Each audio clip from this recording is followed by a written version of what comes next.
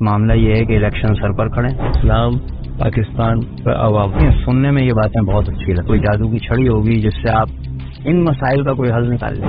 روز جھگڑا ہوا ہوتا ہے، وہ اگر احکامات سے ٹکراتے ہیں تو ہم احکامات کو مانیں گے، اس کو نہیں مانیں گے. یہ کبھی بھی ایسا ہوا نہیں ہے کہ کوئی آیا اور اس نے لوگوں کے لیے کبھی کچھ کیا ہو. جو آتا ہے وہ اپنے لیے کرتا ہے. نوجوان اور گھوڑے کا کوئی وقت نہیں ہوتا. سب سے زیادہ پریشان اور کنفیوز کیے لوگ. درد سر ہوگا پورے پاکستان کے لیے. بسم اللہ الرحمن الرحیم. السلام علیکم ناظرین، میں ہوں شعور پوڈ کاسٹ کے ساتھ سیف اللہ خالد. ہائی لائٹس میں آپ نے ملاحظہ کر لیا کہ جو شخصیت مہمان کے طور پہ میرے ساتھ ہیں کسی تعارف کی محتاج نہیں ہے. تحریک لبیک پاکستان کے سربراہ حافظ سعد حسین رضوی صاحب. السلام علیکم ورحمۃ اللہ. جی وعلیکم السلام. کیسے ہیں آپ؟ کیسے ہیں آپ؟ خیریت سے؟ ٹھیک ہے. مزاج کے الحمدللہ رب العالمین. اچھا حافظ صاحب، ہمارے پاس معاملہ یہ ہے کہ الیکشن سر پر کھڑے اور منشور کسی بھی پارٹی کا بہت اہم حصہ ہوتا ہے. آپ کا منشور کیا ہے؟ اس میں سے کچھ نکات بیان کیجیے. دیکھیں، ہمارا منشور اور دستور جو ہے نا وہ ایک ہی ہے، اس کی آگے جزئیات ہیں. ہمارا منشور دستور ہے تحریک لبیک پاکستان کا اسلام پاکستان و عوام. دیکھیں، اسلام جو ہے نا وہ بحیثیت دین ہے، بحیثیت مذہب کے نہیں. پاکستان بحیثیت اسلامی ریاست کے ہے، بحیثیت وطن کے نہیں. ٹھیک ہے جی.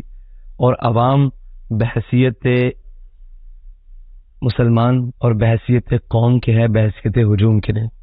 یہ ایک بنیادی چیز ہے.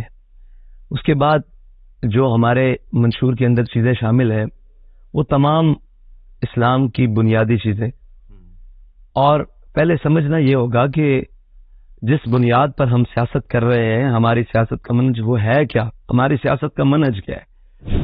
السلام علیکم. Shaoor institute and media network ایک نان پروفٹ ادارہ ہے. ہم ان تمام ماڈرن چیلنجز اور سماجی مسائل پر بات کرتے ہیں جن کی وجہ سے ہمارا اور ہماری نسلوں کا ایمان نشانے پر ہے. ہم جانتے ہیں کہ ہمارے ویورز کی اکثریت نے ہماری تمام ویڈیوز نہیں دیکھی ہیں، اور ایسا اس لیے ہے کہ اکثریت نے ہمارے چینل کو سبسکرائب نہیں کیا ہوا ہے. آپ کا ایک چھوٹا سا عمل نیکی کے پیغام کو لاکھوں لوگوں تک پہنچا سکتا ہے. تو چلیں شعور کے چینل کو سبسکرائب، فالو اور شیئر کر لیں. ہماری سیاست کا منہج ہے کہ سروری در دین ما خدمت گری است.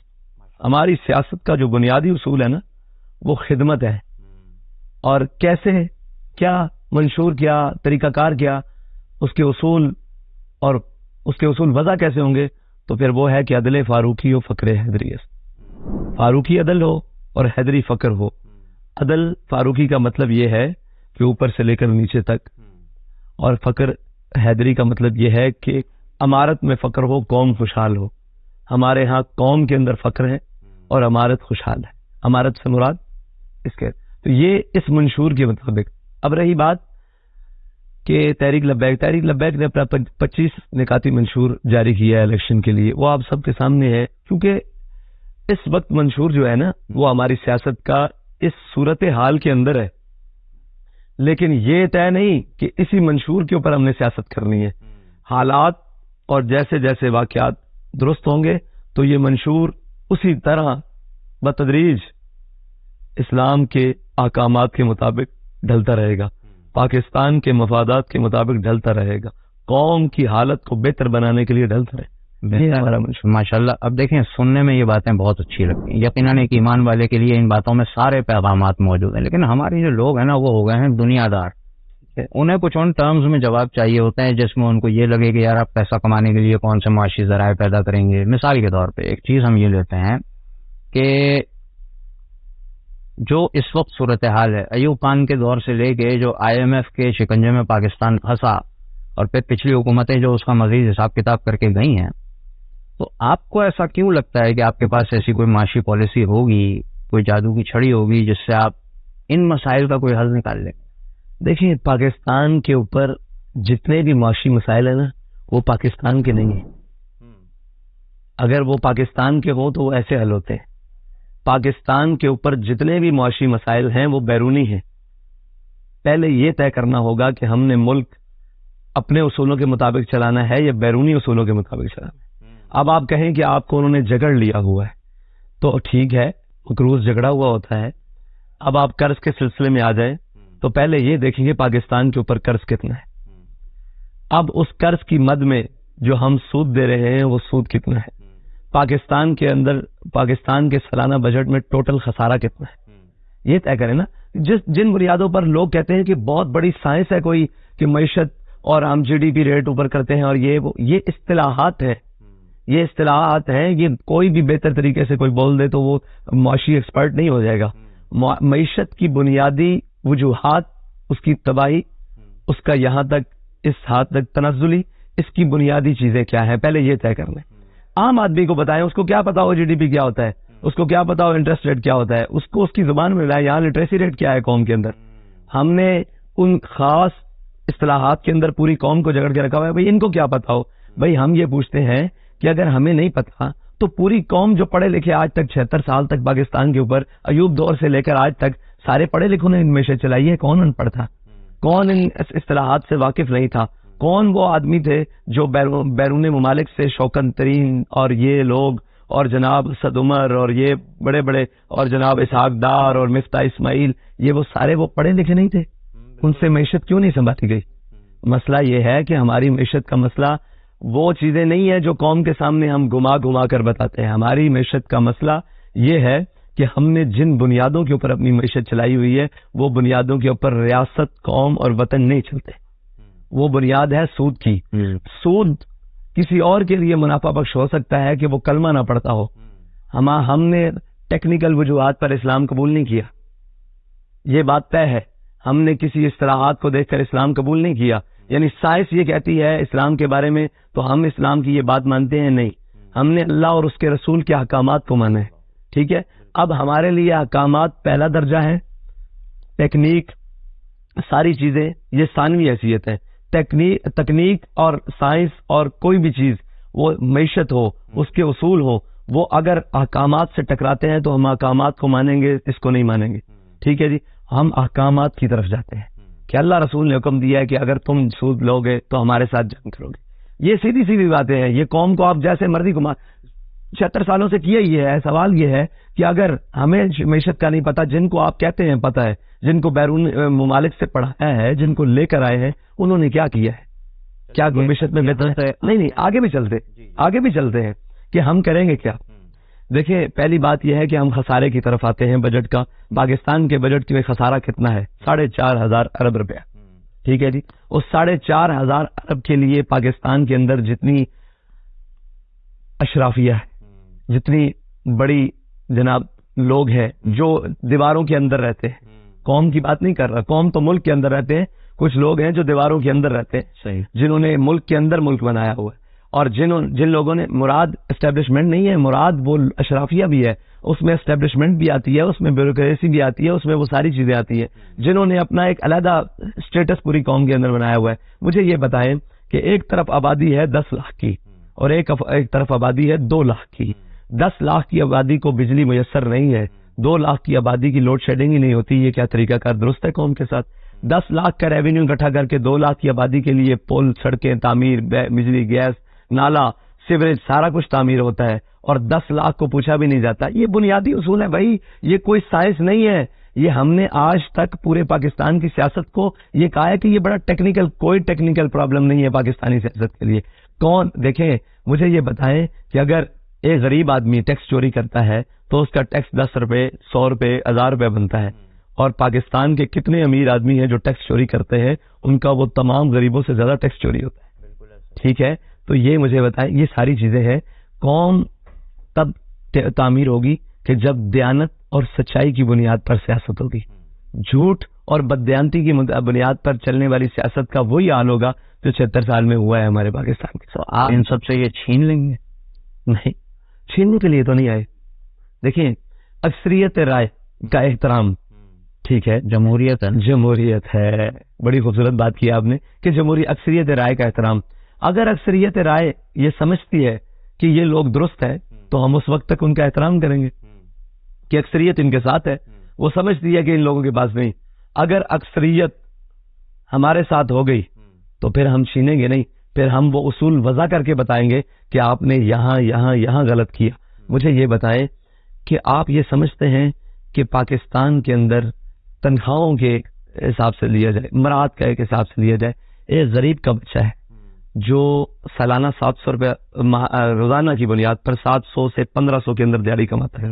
اس کے اندر اس نے اپنے بچوں کی تعلیم بھی لینی ہے, اس نے اپنے بچوں کی جناب صحت کا بھی خیال کرنا ہے, ہیلتھ کا بھی خیال کرنا ہے, اپنے بچوں کا نان و نفقہ بھی پورا کرنا ہے, اپنے بچوں کو گھر کو چھت بھی دینی ہے, الیکٹریسٹی کی سہولیات اور تعلیم جو کچھ ہے اس نے اس 1500 ڈیلی میں کرنا ہے. آپ 1500 کو بڑھا کر 2000 پر بھی لے, میں بڑے وسعت دل سے ورنہ ہے نہیں, 2000 پر بھی لے آئے. ایک عام بندے کی بھی بات کر رہے ہیں. اس شخص کے لیے سرکاری ہاسپٹل میں جائے تو علاج نہیں ہے, اسکول میں جائے تو اس کے بچے کے لیے استاد موجود نہیں ہے, اور کہیں کسی بھی پاکستان کے ادارے کے اندر چلے جائیں اس کے لیے وہاں سہولت موجود نہیں.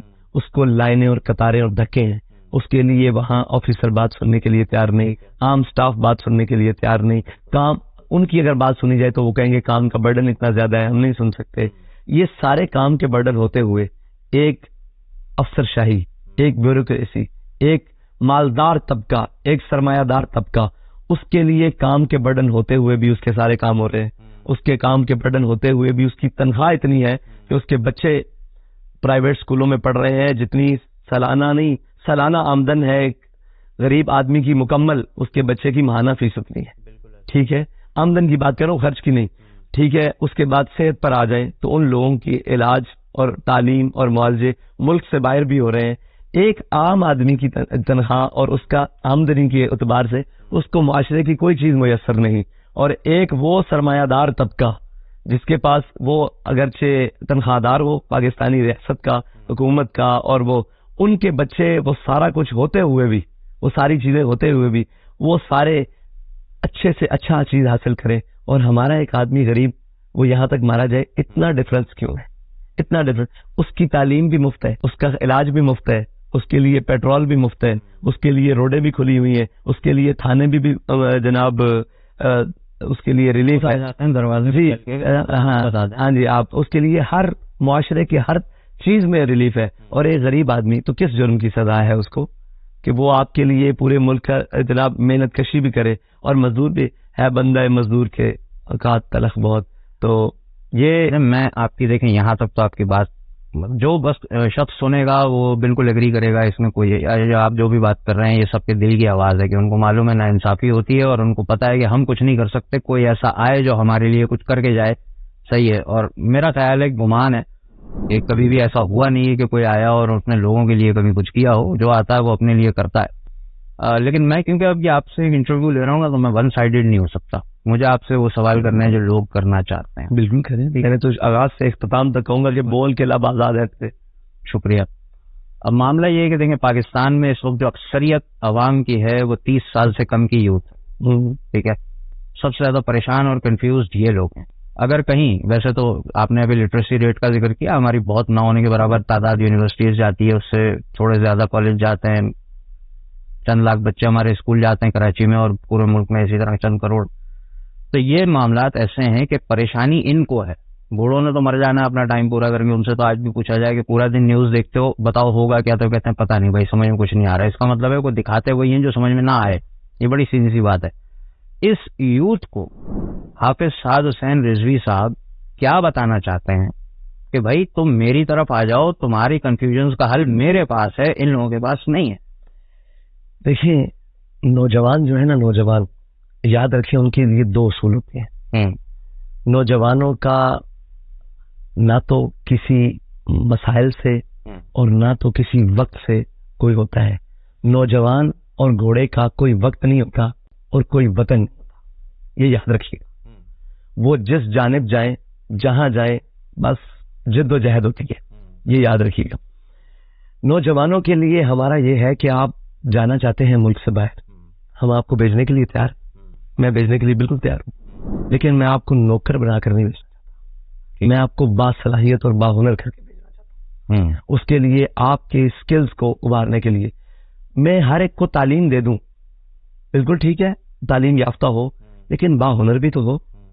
اور اس وقت پوری دنیا میں آئی ٹی کا شعبہ بہت بڑا شعبہ ہے, ایسا ہی کنسٹرکشن کا شعبہ بہت بڑا شعبہ ہے, اور پوری دنیا میں پورے نظام کے اندر بہت ساری اسپیس ہے جہاں ہم یہ کہتے ہیں کہ آپ بحیثیت مزدور نہیں جائیں, جہاں آپ کی عزت ہی نہ ہو, آپ باصلاحیت ہو کر جائیں.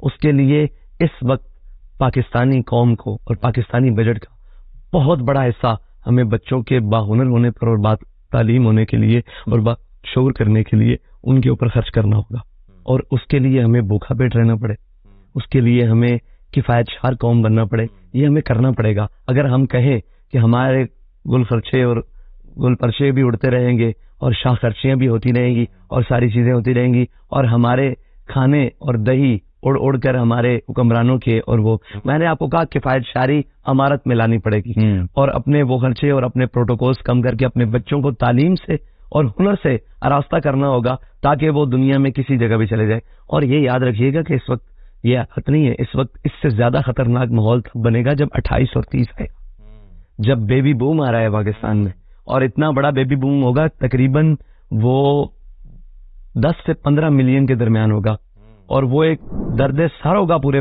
پاکستان کے لیے۔ اس کے لیے یہ نہیں کہ میں بحیثیت تحریک لبیک پاکستان، میں بحیثیت ایک پاکستانی، بحیثیت ایک مسلمان، بحیثیت ایک قوم کی، میں تمام سیاستدانوں سے کہتا ہوں کہ آپ نے جو کچھ کر لیا وہ ماضی ہو چکا ہے، ٹھیک ہے، جو کرنے جا رہے ہیں وہ مستقبل ہے، اور ماضی یہ بھیانک چہرہ دکھا رہا ہے کہ مستقبل بھی بھیانک ہے، ٹھیک ہے۔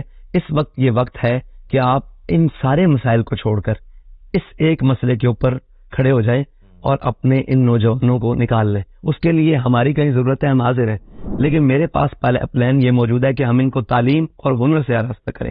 2 بڑی ہیں، اس کے بعد نیچے بھی ساری چیزیں ہیں۔ اگر آپ نے اس کو مزدوری میں بھی بھیجنا ہے تو اس کو ٹیکنیکل مزدوری میں کر کے بھیجیں، اس کی تنخواہ اور اس کے صحت اور اس کی جو باڈی ہے وہ اس کی اجازت دے۔ یہ نہ ہو کہ ہمارا نوجوان یہاں سے کام کرنے کے لیے جائے باہر ملک میں اور وہ 10 سال بعد بیمار اور ہو کر واپس آ جائے، تو وہ جو ہمارا 80 سال کا بوڑھا بیٹھا ہوا ہے نا، اس کو تو ہم سنبھال لیں گے۔ اگر ہمارا نوجوان 1 کروڑ یا 50 لاکھ یا 10 لاکھ یا 20 لاکھ 25 سال 35 سال 40 سال کی عمر میں 80 سال بن کر آ گیا نا، وہ ہم سے نہیں سنبھلے گا، یا پھر وہاں جا کر واپس نہ آنا چاہے اور ایمان بھی گنوا بیٹھے تھے۔ دیکھیں وہ تو پھر یہ ہے کہ دنیا کی رمک چمک تو ہے نا، اس کے لیے تو ہمیں تربیت کرنی ہوگی، تو اس کے لیے آپ کے سامنے ہم تربیت کر رہے ہیں، ایمان کی بات پہلے کر رہے ہیں اور اسباب اور اموال کی بات یہ بات ہمارے لوگوں کو سمجھ میں آنا چاہیے نا کہ جواب مکمل ہے، اور جواب اس طرح مکمل ہوتا ہے۔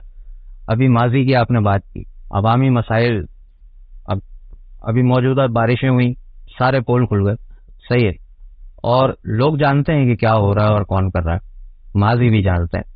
معاملہ یہ ہے کہ جتنا بھی لفظ سیاست سے ہمارے لوگ واقف ہیں، تو سیاست کے نام پہ وہ جانتے ہیں کرپشن ہوتی ہے، وہ جانتے ہیں بدعنوانیاں ہوتی ہیں، وہ جانتے ہیں کہ غنڈہ گردی ہوتی ہے، وہ جانتے ہیں کہ چور بازاری ہوتی ہے، اپنا مال بنایا جاتا ہے۔ یہ پولیٹکس کی ڈیفینیشن ہے لوگوں کے نزدیک جو بنائی گئی ہے پچھلے 76 برسوں میں، ان کے سامنے جو ریکارڈ پیش کیا گیا ہے۔ تو اسلام کی سیاست کیا ہے؟ کیونکہ ایک یہ بھی سوال ہے نا کہ مولوی کا سیاست سے کیا کام ہوتا ہے، آپ پھر ایسے کام کر رہے ہیں۔ دیکھیں ہمارے ہاں سیاست جمہوریت کو مسلط اس لیے کیا گیا ہے، یہ ایک ایسا زہر ہے جو ہماری رگوں اور نسوں میں اتر گیا ہے۔ آپ سیاست میں آتے ہیں، آپ مجھے بتائیں کہ ہم نے الیکشن کو کتنا مہنگا کر دیا ہے کہ آج قوم کا غریب آدمی تو یہ سوچ بھی نہیں سکتا۔ بہت بڑی بات ہے ایم پی ایم این اے، میں سمجھتا ہوں وہ ایک چیئرمین اور کونسلر کا الیکشن بھی نہیں ہو سکتا اپنے پیسوں سے، اپنے پیسوں سے، اس لیے کیونکہ ہم نے ہر چیز کے اوپر سرمایہ لگا دیا ہے۔ اب آپ سرمایہ کی بنیاد پر اگر کسی کی عزت کرتے ہو اور کسی کو قوم کا حاکم اور ذمہ دار ٹھہراتے ہو تو یہ یاد رکھیں کہ وہ تو سرمایہ دار ہے، وہ آپ سے کل اچھا اس کو سرمایہ دار ملے گا تو وہ اس کے نظریات پر اس کو ہم اپنا اہم سمجھے گا، امانگ کر لے گا، اور اس سے آگے چلے گا تو وہ اس کو اپنا امانگ کر لے گا۔ تو اسلام کی بنیاد سیاست پر نہیں ہے، اسلام کی سیاست کی بنیاد سرمایہ پر نہیں ہے، اسلام کی سیاست کی بنیاد تقوی پر ہے، ٹھیک ہے جی۔ میرے آقا مولا صلی اللہ تعالی علیہ وسلم کا فرمان ہے، یہ غور کیجئے گا کہ قوم کا سردار قوم کا خادم ہوتا ہے، ٹھیک ہے جی۔ اپنوں کے لیے وہ نرم ہوتا ہے، غیروں کے لیے سخت ہوتا ہے، گرم ہوتا ہے۔ ہمارے ہاں سیاست کا تصور ہی الٹ ہے، قوم کا جتنا چور اور چکا ہے، جتنا کرپٹ اور بدعنوان ہے، وہ قوم کا رہبر اور رہنما ہے۔ اس لیے کیونکہ سیاست کی بنیاد سرمایہ پر ہے، جب سرمایہ پر بات آئے گی تو جو حق کا سرمایہ ہے، سچ کا سرمایہ ہے، وہ ہوگا تھوڑا، لیکن وہ ہم اسی لیے کوشش کرتے ہیں کہ سرمایہ داروں کو چھوڑ کر نظریات کو پروموٹ کیا. بڑی دلچسپ بات ہو گئی. یعنی سرمایہ ہے تو وہ جو ایک سوال میرے ذہن میں تھا, بہت سارے لوگوں کے ذہن میں ہے کہ بھائی سب کے ایڈ چل رہے ہیں, کیمپینز چل رہی ہیں, اخباروں میں چھپ رہا ہے, ٹیلی ویژن پہ آ رہا ہے, لیکن ٹی ایل پی کا کہیں پہ نام و نشان نظر نہیں آ رہا. صحیح ہے, تو وہ نظر آتا ہے کہ سرمایہ کی بنیاد پہ ہر جگہ ہر چیز دکھائی دیتی ہے. وہ علامہ اقبال نے کہا نا, اگرچہ زر بھی ہے جہاں میں کاذل حاجات, اگرچہ زر بھی ہے جہاں میں کاذل حاجات, جو فقر سے میسر ہے تونگری سے نہیں. یہ بات طے ہے. اگر آج بھی تحریک لبیک کے کام میں برکت ہے, یا وہ کر رہی ہے, وہ سمجھتی ہے, تو ایک نہ ایک دن آئے گا بھائی, ہم بڑے مشکل اور بڑے سخت اور ظالم اور جابر نظام کے سامنے کھڑے ہیں, اس نے بڑے بڑے شخصیات پی لی ہیں, تو ہمارا کام ہے جدوجہد کرنا, سرمایہ کو چھوڑ کر افراد کے اوپر محنت کرنا, اور ان افراد کے اوپر محنت کرنا جو اہل ہے. کبھی تو وقت آئے گا, کتاب رہے گی کب تک سادہ, کبھی تو آغاز باب ہوگا. تو الحمدللہ بہت ہو گیا. رہی بات سرمایہ کی, اگرچہ زر ہے جہاں میں کاذل حاجات, جو فقر سے میسر ہے تمنگری سے نہیں, اور سبب کچھ اور ہے جس کو تو خود سمجھتا ہے, زوال بندہ مومن کا بے زری سے نہیں. اقبال کہتا ہے سبب کچھ اور ہے. اس کا سبب پتہ ہے کیا ہے؟ ہم یہ کہیں کہ ہم بے زر ہے اور قوم ہمیں پسند نہیں کر رہی, یہ غلط بات ہے. آپ بے زر ہیں, آپ کے پاس کوئی مال دولت نہیں ہے, قوم کو مال و دولت نہیں چاہیے. یہ کچھ طبقہ ہے جو ہمارے اوپر مسلط ہے, وہ کچھ خاندان خوانین جو انگریز یہاں چھوڑ کر گیا ہے, آج بھی انہی خاندانوں کے جو سپوت ہے وہ آج اس بھی سے مسلط ہیں. مجھے تو حیرانگی تب ہوئی کہ جب میں راجہ پرویز اشرف کے حلقے میں جناب کیمپین کر رہا تھا, تو وہاں ایک شخص کھڑا ہوا, اس نے کہا کہ آج میں تاریخ کی اوراق ذرا درست کر دوں, آج میں تاریخ کو درست کر دوں. میں نے کہا یہ شخص کیا کہے گا؟ میں نے کہا کہ اس نے باتیں شروع کی. اس نے کہا کہ جس شخص کے مقابلے میں ہم الیکشن میں کھڑے ہیں, راجہ پرویز اشرف اس کا نام ہے, اس کے دادا کو یا غالباً اس کے والد کو انگریز نے اعزازی بریگیڈیئر بنایا تھا اس لیے کہ یہ ان کے وفادار. تو بھائی ان کے خاندان اور ان کے, اور پھر میں بڑے بڑے علاقوں میں گیا, بڑے بڑے خان اور سردار جتنے ہیں وہ وہی لوگ ہیں جنہوں نے انگریز سے وفاداریاں کی ان کے ساتھ. تو بھائی ان کی نسلیں آج بھی چل رہی ہیں. آج بھی تربیت ہے نا, تعلیم و تربیت کے اندر, معذرت آپ کی بات مکمل نہیں ہوئی, تعلیم و تربیت کے اندر تاریخ کا بھی بڑا ایک اہم حصہ کہ ہمارے لوگوں کو تو, یوتھ کو تو خیر پتہ ہی کچھ نہیں کہ کیا ہوا تھا 20 سال پہلے, کیا ہوا تھا وہ نہیں جانتے. اس حوالے سے بھی تربیت کی ضرورت ہے کہ نہیں ہے؟ بہت سخت ضرورت ہے. جس قوم کو اپنے ماضی کی خبر نہیں, وہ اپنے مستقبل کا فیصلہ کر ہی نہیں سکتی. اور وہ ماضی کس سے سیکھیں گے؟ وہ ماضی اس شخص سے سیکھے, اس شخصیت اور اس کتاب سے سیکھے جس کا ٹکراؤ آج بھی اس ظلم کے نظام کے خلاف. ماضی اس سے سیکھیں گے نا, یا تو ماضی اس سے سیکھے. ماضی تو پھر دو طریقے کا ہے, ایک ہے جنہوں نے اس وقت بھی اس ظلم کے نظام کا ساتھ دیا اور آج بھی اس ظلم کے نظام کا ساتھ دے رہے, وہ پھر ماضی میں بھی اور مستقبل میں بھی اسی کردار کے حامل ہے. ایک ماضی وہ ہے جنہوں نے اس ظلم کے نظام کا مقابلہ کیا, اس کی مخالفت کی, اس کو یہاں سے بھاگنے پر مجبور کیا, اس کو ناکو چنے چبائے, ایسٹ انڈیا کے نام کمپنی کے نام پر پورے برے صغیر پر مسلط ہونے والوں کو یہاں سے بھگایا, اور پھر ان کو بھاگنے پر اس کا جبر سہا, اس کا ظلم سہا, اور اپنے موقف سے پیچھے نہیں ہٹے. ٹھیک ہے, اور اس کو بگایا, سامراج کو بگایا, فرنگی سامراج, انگریزی سامراج کو بنایا, اور آج بھی اس سامراج کے مقابلے میں کھڑے, کیونکہ ماضی حال اور مستقبل بتائے گا. تو دونوں جانب دیکھ لیں. اگر یہ اس بات پر راضی ہے کہ وہ ہم ملکہ تاج برطانیہ کے جو غلام اور آج خاندان نسل در نسل ہم لوگ موجود ہیں, اب وفادار ہیں, اور آج بھی وہ وفادار ہیں, ان کے آج بھی ان کی ذہنیت وہی والی ہے. آپ یہ قطن چھوڑ دیں کہ قوم کے اندر شعور آ گیا ہے. اور بھائی ہم شعور والے چند لوگ ہیں, ہم یہ بھی نہیں کہہ سکتے کہ ہمیں بھی مکمل شعور آ گیا ہے. شعور, آگاہی آ گئی ہے, بہت دور ہے آگاہی. آپ نیچے اتر کر تو دیکھیں کہ انہوں نے قوم کو دبا کر کیسے رکھا ہوا ہے. آپ ایک علاقے میں یہاں سے نکلیں چند شہری پوش علاقوں سے, اور نیچے اتر کر دیکھیں, ان کی تو جرت نہیں ہے وہ ان کے سامنے سلام کرے, وہ ان کی جرت نہیں ہے وہ اثر اٹھا سکے. انہوں نے ان کے فیملی سسٹم کو, ان کے خاندانی سسٹم کو اتنا دبا کر رکھا ہوا ہے کہ وہ شخص اگر سٹیکر بھی لگا لینا تو اس کو رات کو حساب دینا پڑتا ہے کہ سٹیکر کی کیا قیمت. تو اس پورے ظلم کے اور جبر کے نظام سے وہ انگریز ہمیں بہت بڑے تحفے دے کر گیا ہے. اس نے کہا انہوں نے ہندوستان تو لے لیں, اب اس کا نتیجہ کیا ہے؟ اس نے کہا جو وفادار ہیں ان کے سپرد کر دو. تو وہ آج تک انہی کے سپرد ہے. یہ نظام, یہ جدھر سے بھی آپ بات لے کر آئیں گے, ظلم اور جبر, یہ اس حد تک صلاحیت کر چکا ہے کہ اوپر سے لے کر نیچے تک یہ اسٹیپ بائی اسٹیپ، اوپر بڑا ظالم ہے، اس کا نمائندہ نیچے گلی کی کسی نکڑ تک بیٹھا ضرور ہے۔ ہم شعور کے پلیٹ فارم سے ان چیزوں کو اس طرح بیان کرتے ہیں کہ یہ سرمایہ دارانہ نظام کا وہ جبر ہے جو مختلف صورتوں میں خوبصورت نعروں کی آڑ میں آپ پر مسلط کیا گیا، اور آپ نے یہ زنجیریں بڑی خوبصورت سمجھ کے پہن رکھی۔ کیا خوبصورت بات ہے۔ اور علامہ اقبال نے پھر کہا نا کہ اگر جہاں میں میرا جوہر آشکارا ہوا، اگر جہاں میں میرا جوہر آشکارا ہوا، قلندری سے ہوا سکندری سے، تو طریقہ قلندری آئے گا کام، اور وہ ہے کہ ہائے ہائے تھا پدر ابراہیم پسر آذر، ہائے ہائے بڑی، یہ اگرچہ بت ہے جماعت کی آستینوں میں، مجھے حکم اذاں لا الہ الا، اور یقین جانیے سیاست ہو کوئی بھی چیز ہو اس ملک کے اندر، ہر شخص نے اپنے اندر ایک بت پال رکھا ہے، اور ہم اس بت کی پوجا کرتے ہیں۔ ہم اسلام کو نہیں مانتے، ہم نظریات کو نہیں مانتے، ہم احکام کو نہیں مانتے، ہم کسی بھی چیز کو، اور یہاں آج بھی سرمایہ نظریات سے بہت مضبوط ہے، لیکن انشاءاللہ ہم نومید نہ ہو ان سے اے راہبر فرزانہ، کم کوش تو ہیں لیکن بے ذوق نہیں رہی۔ ہاں، اور اللہ کو پامردی مومن پہ بھروسہ، ہمیں یہ یقین ہے کہ انشاءاللہ یہ نظام بدلے گا، لیکن ہم ظلم کے خلاف ہیں، انشاءاللہ اس کے لیے صبر بھی حسین جتنا ہونا چاہیے۔ صرف 2 سوالات آپ کے وقت کو مد نظر رکھتے ہوئے میں کروں گا، یہ دونوں ذرا سخت اور مشکل سوالات ہو سکتے ہیں۔ جمہوریت یعنی کہ جس کو اب ہم جب جمہوریت کا لفظ استعمال کرتے ہیں تو ہمارا میننگ کچھ اور ہوتا ہے، لیکن جو اصل میں جمہوری نظام ہے، ڈیموکریسی، یہ تو ویسٹ کا ایک بنایا ہوا پورا سسٹم اور جال ہے جس میں وہ بنا لیں گے قوانین انسانوں کی مرضی کے، چاہے وہ شریعت کے کتنے ہی خلاف ہوں، اکثریت کہہ رہی ہے تو اس کو بنا لو۔ اس میں حاکمیت اعلیٰ اور اقتدار اعلیٰ اللہ تبارک و تعالیٰ کے پاس ہونے کا کوئی تصور موجود نہیں ہے۔ صحیح ہے، اسی کو ہم سیکولرزم کہتے ہیں مختلف صورتوں میں، اور یہ اسی کے ذریعے لبرلزم جو ہے وہ دنیا میں رائج ہوتا ہے۔ معاملہ یہ ہے کہ جب ڈیموکریسی کی بات ہوتی ہے تو انٹیگرل پارٹ ہے اس کا، ایک نظام کا حصہ ہے کہ ووٹنگ ہوگی۔ آپ دین کی بات کرتے ہیں اور جمہوری نظام کے لیے ووٹ مانگتے ہیں، کیا ہم سے کچھ سمجھنے میں غلطی ہو رہی ہے یا اس کے اندر کوئی اسٹریٹجی ہے؟ دیکھیں، ہم جمہوریت کو آلہ کے طور پر استعمال، ٹھیک ہے، ہم بات دین کی کر رہے ہیں اور دین کے لیے ووٹ مانگ رہے ہیں۔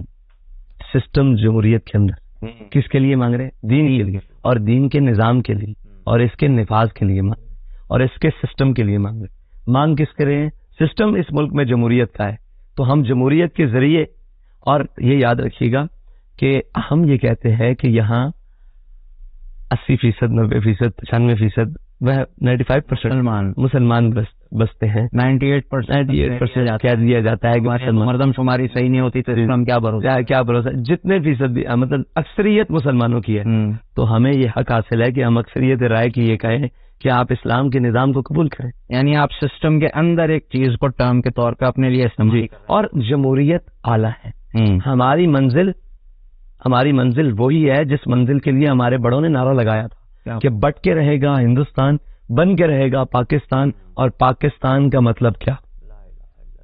اگر مطلب نکال دیا جائے تو پاکستان کیا؟ کچھ نہیں، سوالیہ نشان ہے، سوالیہ نشان۔ اگر کاروبار کے لیے، اگر سرمایہ کے لیے، اگر انڈسٹری کے لیے، اگر اپنی سیاست کے لیے، تو وہ تو ہندوستان میں جاری تھی بڑے اچھے طریقے سے، نارکلیوں میں، اور ادھر آپ کی دکانیں تھی، آپ کو روٹی تب بھی ملتی تھی، اور آج بھی ہندوستان کا مسلمان بھوکا تو نہیں سوتا، نہیں بھوکا بھی نہیں سوتا، نماز بھی پڑھتا ہے، روزہ بھی لیتا ہے، کوئی ان کاموں کے لیے اس کو نہیں چھیڑتا۔ ہاں، جس سسٹم کے لیے ہم نے بنایا تھا وہ سسٹم کیا تھا کہ پاکستان کا مطلب کیا؟ لا الہ الا اللہ محمد رسول اللہ۔ دستور ریاست کیا ہوگا؟ محمد رسول اللہ۔ تو ہم نے اس مطلب اور اس دستور کے اوپر ملک کو لے کر آنا ہے۔ دیکھیں، میں آپ کو ایک بات، ہم یہاں بیٹھے ہیں، یہ کیمرے آپ نے لگائے ہیں ریکارڈنگ کے لیے، یہ میرے ہاں مائک لگا ہوا ہے، یہ میں نے لباس پہننے کے لیے۔ اگر میں یہ لباس اتار کر، مثال دے رہا ہوں، اس فرش کی صفائی شروع کر دوں تو اس لباس کا مقصد ختم ہو جائے گا۔ یہ کیمرے اتار کر آپ ان کو شو پیس میں یا کہیں لٹکا دیں تو اس کیمرے کی وقت ختم ہو جائے گی، یہ ریکارڈنگ کے لیے، اس کو آپ ممبر اور محراب پر نہیں رکھ سکتے، اس کیمرے کو اٹھا کر آپ گاڑی کی اسٹیئرنگ پر یا ویل پر فٹ نہیں کر سکتے، کیونکہ یہ تو ریکارڈنگ کے لیے بنا ہے، یہ تو 1 منٹ بھی نہیں نکالے گا۔ یہ ملک بنا تھا دین کے لیے، یہ ملک بنا تھا اسلام کے لیے۔ ہم نے 76 سالوں سے اس کو لگایا ہوا ہے، کبھی کسی کے پیچھے، کبھی ماشاء اللہ کے پیچھے، کبھی ڈکٹیٹرشپ کے پیچھے، کبھی جناب فلاں کے پیچھے، کبھی فلاں کے پیچھے، تو یہ ملک نہیں چل سکتا. اس ملک کو جب تک اس کے مقصد کے لیے استعمال نہیں کیا جائے گا جس مقصد کے لیے ہم نے حاصل کیا، یہ ملک کی منزل نہیں آئے گی. تو جس مقصد کے لیے جو چیز بنی ہوتی ہے، یہ مقصد پاکستان کا مقصد بنانے کا یہی تھا کہ دو قومی نظریہ، اور اس کو اس لیے بنایا گیا تھا کہ مسلمانوں کی اپنی علیحدگی، وہاں وہ اپنے اصول، اپنے معاشرت، اپنے رائج، اپنی تہذیب، تمدن اور اپنے دین کے مطابق اپنے نظام کو چلائیں گے. تو جب تک یہاں نہیں چلے گا اس وقت تک اس کی، اور یہ کہتے ہیں ترقی اور یہ وہ. بھائی آپ مجھے بتائیں کہ اس ملک کے اندر کتنی یونیورسٹیز موجود ہیں، کتنی آج تک. جب ہم نے بائیکاٹ کیا چیزوں کا تو افسوس تو یہ ہوا کہ ہمیں جو کہتے تھے کہ انہوں نے آج تک کیا کیا ہے، ان لوگوں نے کیا کیا ہے. ان لوگوں نے تو ایک بسکٹ کا پیکٹ بھی نہیں بنایا پاکستانی، اور وہ باہر سے لنڈے کا لا کر ہمارے اوپر یہ تھا کہ ہم بڑے ترقی یافتہ لوگ ہیں. اور بھائی تم نے انگریزی لی ادھر سے، پینٹ کوڈ لیا ادھر سے، تم یہ بتاؤ کہ تم نے خود کیا کیا. تم کہتے ہو ہم ترقی یافتہ ہیں، کیا انگلش بولنے سے انسان ترقی یافتہ ہو جاتا ہے؟ کیا پینٹ کوڈ پہننے سے ترقی یافتہ؟ آپ نے انڈسٹری لگائی، اس انڈسٹری میں پاکستان کو دیا کیا؟ میں پاکستان کے تمام انڈسٹری سے یہ سوال کرتا ہوں کہ آپ نے پاکستان کو دیا؟ جب ہم نے چیزوں کی فہرست اٹھائی تو وہ تو پاکستانی ہے ہی کوئی نہیں، وہ تو سارے لیبر برادر کی ساری چیزیں، آپ لنڈے کی چیزیں ہمارے اوپر لا کر روب داب بٹھایا ہوا تھا کہ ہم بڑے پڑھے لکھے ہیں. کیا آپ نے پڑھا لکھا کیا ہے اس ملک کے ساتھ؟ آپ کے پاس تو شوگر ملز کی مشینری کے پرزے تک نہیں بن سکے پاکستان میں، وہ بھی باہر سے آ رہے ہیں. تو آپ نے کیا کیا ہے؟ اچھا کہتے ہیں ترقی کی راہ میں ہم رکاوٹ ہے. ہم نے آپ کو کب رکاوٹ کری؟ آپ بتائیں کہ آپ کی یونیورسٹی کے باہر آ کر میں نے کبھی جناب کوشش کی ہے کہ جناب یہاں یہ کیا جائے وہ کیا جائے؟ بلکہ آپ نے آ کر ہمارے مدارس میں کہا کہ دنیاوی تعلیم پڑھائیں. ہم نے کہا چلے ٹھیک ہے، ہمارے علماء نے کہا پڑھاتے ہیں، ہاں پڑھاتے ہیں اور پڑھا رہے ہیں، انشاءاللہ پڑھائیں گے. لیکن مسئلہ یہ ہے کہ آپ تو ہمیں دنیاوی تعلیم پڑھانے آتے ہیں، آپ کی دنیاوی تعلیم کہاں ہے؟ آپ نے اس ملک کو کیا دیا ہے؟ مجھے یہ بتائیں کہ 25 کروڑ عوام میں بچے اس وقت کم از کم یونیورسٹیز کالجز میں کم از کم 6 سے 7 ملین بچے تو پڑھ رہے ہوں گے پورے پاکستان میں، تقریباً اتنے بچے ہیں کالجز یونیورسٹیز میں. کیا یہ تمام نظام مل کر پاکستان کو ایک اکانومسٹ نہیں دے سکا جو پاکستان کی معیشت کو سنبھال لیتا؟ کیا یہ 60-50 لاکھ کے سسٹم میں کوئی 10 بندے ایسے نہیں دے سکے جو پاکستان کی معیشت کو سنبھالا دے سکے؟ اور بھاشن ہمیں دیتے ہیں. یہ عجیب بات ہے، بڑا گہرا سوال. کیا کہاں ہے وہ سارا سسٹم؟ بھائی یہ سب صرف ایک طبقے کو نکر پہ لگانے کے لیے اور ایک چیزوں کو اپنے وہ کیا کہتے ہیں اپنے برے اعمال پر پردہ ڈالنے کے لیے ٹھیک کو بھی غلط کہہ دیا ہے اور کھڑی سبز فصل کو بھی اپنے سوکھے کے لیے اس کو جلا کر رکھ دیا. جب یہ بات ہوئی تھی کہ مدارس میں آپ جو ہے وہ سائنس اینڈ ٹیکنالوجی پڑھائیں تو اس حوالے سے کیونکہ ٹیچنگ سے میرا تعلق ہے تو کئی لوگوں نے سوال کیا کہ کیا ایسا ہونا چاہیے؟ میں نے کہا بالکل ہونا چاہیے، آپ کر دیں ایسا، لیکن اس شرط کے ساتھ کر دیں گے یونیورسٹی میں درس نظامی پڑھاؤ، رکھو آپشنل وہاں پہ، جس کو کرنا ہے وہاں پہ وہ عالم دین بھی بنے. اب ایک آخری سوال ہے، یہ عوام کا سوال ہے، کیونکہ یونیورسٹی اسٹوڈنٹ سے جب ہم بات کرتے ہیں تو ہم دیکھتے ہیں کہ ان کا جو ایک مائنڈ سیٹ ہے، جو ان کا ایک پرسیپشن بنایا گیا ہے، وہ یہ ہے کہ اگر کبھی کسی دن اس ملک کی حکومت مولویوں کے ہاتھ آ گئی تو بھائی تمہارا ایٹم بم جو ہے وہ بن جائے گا ایک عذاب، کیونکہ یہ تو بات بات پہ دھمکی دیں گے، ہم اس پہ ایٹم بم مار دیں گے، ہم اسرائیل پہ ایٹم بم مار دیں گے، ہم امریکہ پہ مار دیں گے. اور ایسا نہ ظاہر ہے کہ ڈپلومیٹک ورلڈ میں تو یوں کر کے اگر ناک کھجا دیں آپ تو ایک اشارہ ہوتا ہے، صحیح ہے. تو ایسا بیان اگر چلا جائے گا تو وہ تو پھر کام ہو جائے گا کہ دوسروں کو آپ دعوت دے رہے ہیں کہ آؤ یار ہمارا بیڑا غرق کر دو. میں اس سے ہٹ کر ایک بات کرتا ہوں، پھر اس سوال پر آپ رہتا ہوں. اسرائیل کے وزیر نے دھمکی دی کہ ہم غزہ پر ایٹم بم مار دیں گے، کسی نے کیا ان کا بگاڑا ہے؟ 57 اسلامی، جیسے میں خاموش ہو گیا ہوں، 57 اسلامی ممالک، کسی ایک نے بھی بیان دیا ہے. انہوں نے تقریباً یہاں ہزاروں بچے، خواتین، مردوں کی تو تعداد ہی الگ ہے، ٹھیک ہے، انہوں نے شہید کر دیے. کیا کوئی دنیا میں بولا ہے؟ نہیں. بھائی یہ یاد رکھ، طاقتور ہمیشہ طاقتور ہوتا ہے، اپنی طاقت کو پہچانے. اگر یہ آپ کے لیے عذاب ہے نا تو آپ ایک دفعہ ایسا بھی کر کے دیکھ لیں، خاکم بدہن میں منہ میں کہتا ہوں کہ آپ کہتے ہیں ایٹم بم، یہ یاد رکھیے گا یہ ایٹم بم آپ کو آج تک سنبھالے ہوئے، کل یہ نہ ہو کہ آپ سے یہ بھی نہ سمجھے. اپنی طاقت کو پہچانے اور اپنی طاقت کو، کہتے ہیں نا کہ جیسے ہاتھی کو اپنی طاقت کا اندازہ نہیں ہوتا، پاکستانی قوم کو بھی اپنی طاقت کا اندازہ نہیں ہے، اپنی قوم کا اندازہ نہیں ہے. مجھے یہ بتائیں کہ جو تانے دے رہے تھے کل تک ہمسائے ممالک میں کہ ہم پتھر کے دور میں آپ کو پہنچا دیں گے، آج آپ ان کی مثالیں دیتے ہیں جو ان کا ڈالر نیچے ان کے پاس کھینے کے پاس ہے، ان کے پاس ان کا ملک ٹھیک چل رہا ہے، وہاں جناب نام کیا چوری ڈکیتی اور اس کا جو ہے وہ شراب بالکل کم نہ ہونے کے برابر آتی ہے، نہ ہونے کے برابر آ رہی ہے، ان کی معیشت بہتر چل رہی ہے، تو وہ کس بنیاد پر چل رہی ہے؟ لیٹ جانے کی بنیاد پر، لوگوں کے آگے سلنڈر کرنے کی بنیاد پر، یا اپنے موقف پر ڈٹ کر کھڑے رہنے کی بنیاد پر؟ ٹھیک ہے، اچھا اگر آپ یہ کہتے ہیں کہ ڈپلومیٹک دنیا میں یہ ہوتا ہے، تو یہ یاد رکھیں کہ ڈپلومیٹک دنیا میں طاقت کی بات مانی جاتی ہے. دنیا میں آپ جتنے مرضی معاملات چلا لیں، ویٹو والے ویٹو ہیں، 5 ویٹو ہیں، وہ ویٹو ہیں. آپ جب تک اپنی طاقت نہیں لائیں گے، لوگوں کو یہ نہیں بتائیں گے کہ ہم طاقتور ہیں اور ہم اپنا حق چھین کر بھی لیں گے، اس وقت تک آپ کی بات کوئی سننے کے لیے تیار نہیں. اب تو پتہ نہیں یہ ہے یا نہیں، اب تو ایران آپ کی بات نہیں سنتا. آپ اب ڈپلومیٹک دنیا کی کہاں بات کر رہے ہیں، وہ اوپر والی جگہ پہ بات کر رہے ہیں اور کہتے ہیں کہ مولویوں کے ہاتھ میں ایٹم بم آ گیا. تو یار 76 سال میں آپ کے ہاتھ میں ہے، آپ نے اس سے نے آپ کی حفاظت کرنی تھی، آپ سے اس کی حفاظت نہیں ہو رہی. اب تو ہمارے پاس یہ بھی ایک دفعہ پروگرام چل چکا ہے کہ اس ایٹمی پروگرام کو بیک رول سرنڈر.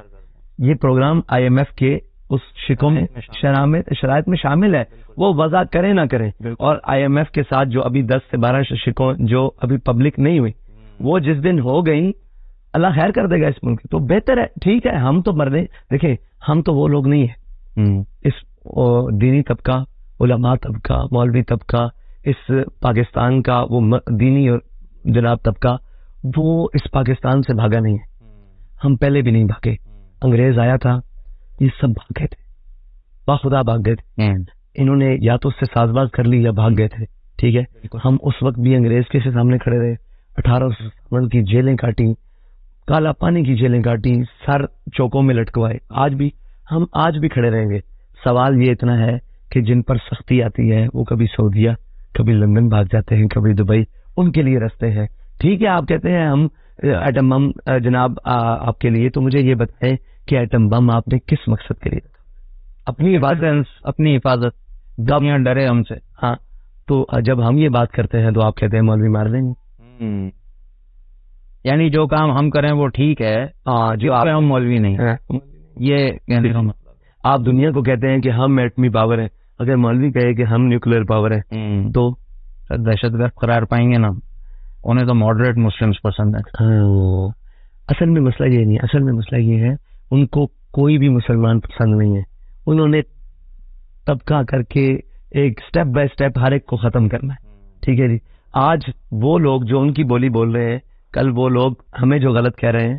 یہ یاد رکھیں کہ جب اسپین میں آئے نا سارے، تو اسپین کے اندر وہ سارے دینی طبقے بھاگ گئے تھے اور اسپین میں اسلام اور اس کا وجود باقی نہیں رہا. آج جب بر صغیر میں مشکل وقت آیا تھا تو یہاں سے بھاگا کوئی نہیں. آج بھی جو کچھ بقا ہے نا، جو کچھ بات ہے، کہتے ہیں کہ ہم نے امریکہ کو ایبسولوٹلی نوٹ کہنا ہے تو تب ہماری بات بنی ہے. یہ اب کون کا ذریعہ نا، تو وہ سب سے بہتر کون کہہ سکتا ہے؟ امریکہ کس سے ڈرتا ہے؟ یہاں سے ایٹم بم سے نہیں ڈرتا. نہیں، وہ یہاں ڈرتا ہے مولوی سے. سیدھی سی ایک بات ہے کہ اس کا ڈر ہے دینی طبقہ. ہمارے پاس رینڈ کارپوریشن کی رپورٹس موجود ہیں، جس کو ہم پڑھتے ہیں، دیکھتے ہیں کہ انہوں نے کب کس زمانے میں پلانس شروع کیے تھے کہ بھائی آپ کو لوگوں کے دین کو انفرادی حد تک رکھ دینا ہے کہ آپ نماز روزہ کرو، آپ ہمارے لیے اچھے ہو. آپ نیو یارک کے اسٹیشن پہ نماز پڑھیں گے نا، ایک سپاہی آ کے کھڑا ہو جائے گا کہ اس کو نماز پوری کرنے دو. اسے پرابلم نہیں ہے، اس کو پرابلم ہے نظام سے. آپ نے ہمارے نظام کو قبول کرنا ہے، ہم آپ کے مذہب کو قبول کریں گے. آپ دین کی بات کرو گے تو آپ ہمارے دشمن. بالکل ٹھیک ہے.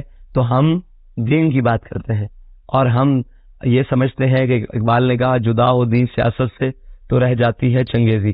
سیاست سے دین جدا ہو جائے تو چنگیزی رہ جاتی ہے، اور اگر دین سے سیاست جدا ہو جائے تو وہ رہبانیت رہ جاتی ہے. ٹھیک ہے، یہ لازم اور ملزوم ہے. بے حد شکریہ. اللہ کرے کہ آپ کی باتیں لوگوں تک پہنچیں اور ان کی سمجھ میں آئیں. السلام علیکم ورحمۃ اللہ.